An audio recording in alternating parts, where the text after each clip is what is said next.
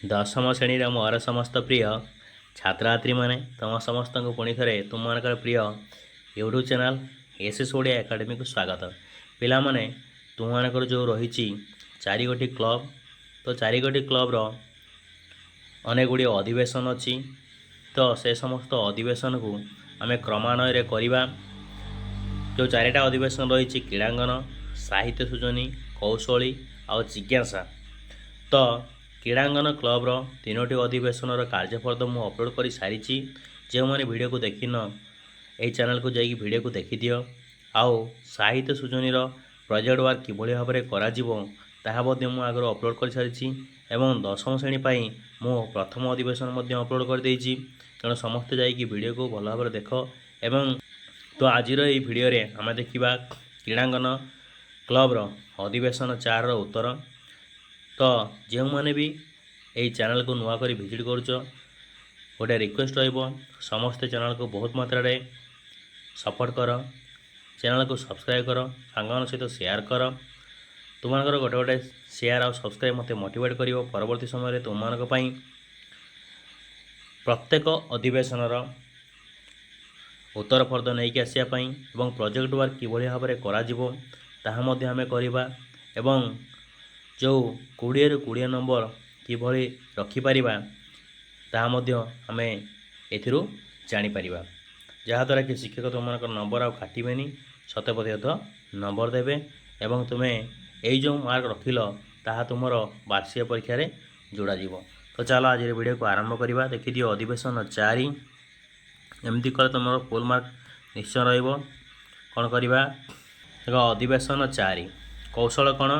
ଆତ୍ମପରିଚାଳନା। ଆମେ ଦକ୍ଷତା କ'ଣ ପାଇବା? ନା ନିଜ ପାଇଁ ବାସ୍ତବବାଦୀ, ନିଜ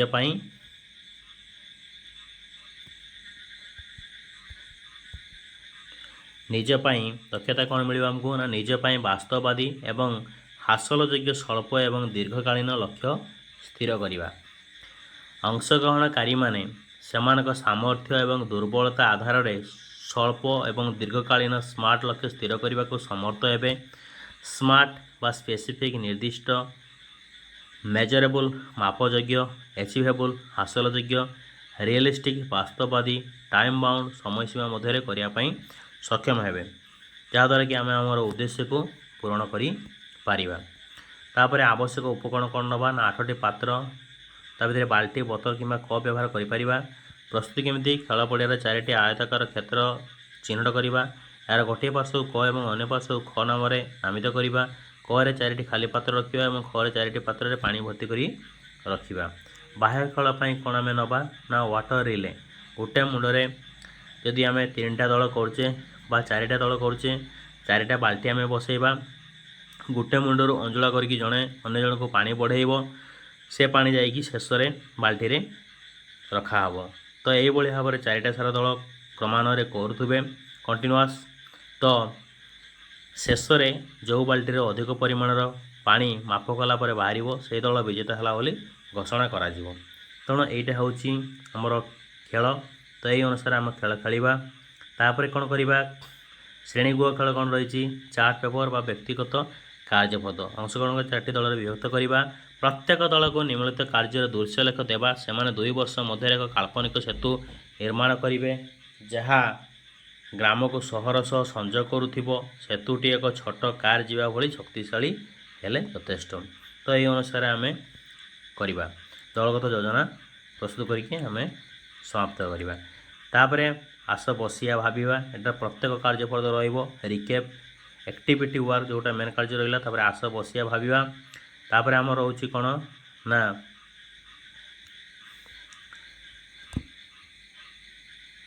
ବାର୍ତ୍ତା। ବାର୍ତ୍ତା କ'ଣ ପାଇବେ ଆମେ ଏଥିରୁ?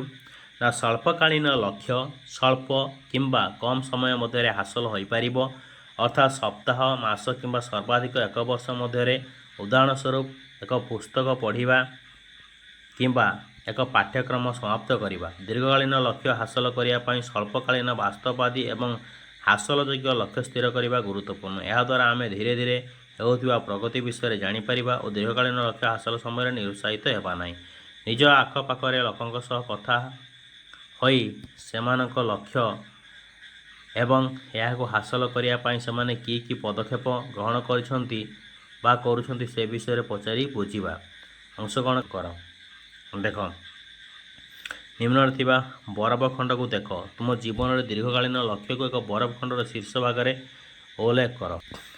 ସ୍ପେସିଫିକ୍, ମାପଯୋଗ୍ୟ, ମେଜରେବୁଲ୍, ଏଚିଭେବୁଲ୍, ଲକ୍ଷ୍ୟ ସିଦ୍ଧ ପାଇଁ ଉପଯୁକ୍ତ, ରିଏଲିଷ୍ଟିକ୍, ବାସ୍ତବବାଦୀ, ଟାଇମ୍ଲି, ସମୟୋଚିତ। ଆମେ କ'ଣ କରିବା? ଏଇଟା ହେଲା ବରଫ ଖଣ୍ଡ ମୋ ଜୀବନର ଲକ୍ଷ୍ୟ। ଲକ୍ଷ୍ୟ କ'ଣ? ଲକ୍ଷ୍ୟ ଜାଗାରେ ଆମେ ଲେଖିବା ମୁଁ ଶିକ୍ଷକ ହେବା ପାଇଁ ଚାହୁଁଛି, ବା ମୁଁ ଡାକ୍ତର ହେବା ପାଇଁ ଚାହୁଁଛି, ବା ମୁଁ ଇଞ୍ଜିନିୟର ହେବା ପାଇଁ ଚାହୁଁଛି, ବା ମୁଁ ଗୋଟେ ବାଲୁକା ଶିଳ୍ପୀ ହେବା ପାଇଁ ଚାହୁଁଛି, ମୁଁ କ୍ରିକେଟର ହେବା ପାଇଁ ଚାହୁଁଛି, ବା ଫୁଟବଲ ଖେଳାଳି ହେବା ପାଇଁ ଚାହୁଁଛି, ବା ପାଇଲଟ ହେବା ପାଇଁ ଚାହୁଁଛି।